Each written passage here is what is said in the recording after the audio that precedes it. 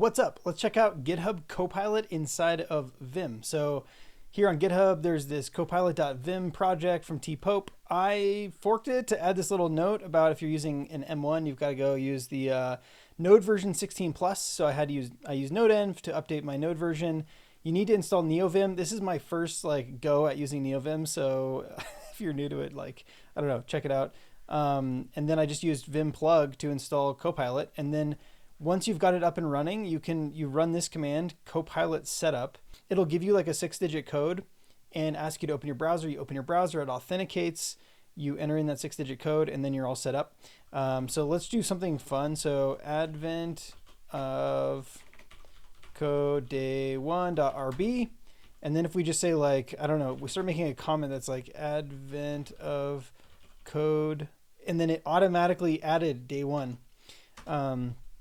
Author James Walker. Who's James Walker? That's not me. I don't know.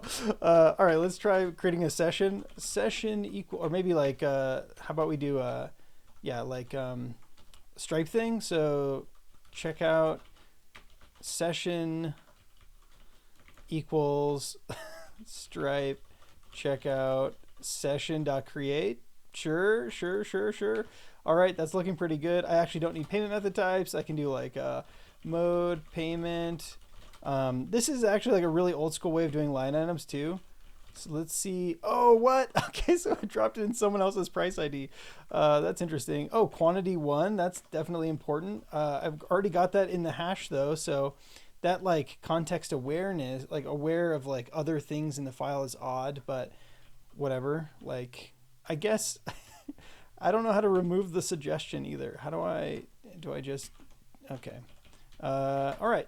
So yeah, Copilot inside of neovim. It's fun. I don't know if that's going to get too annoying, but yeah, excited to play around with it.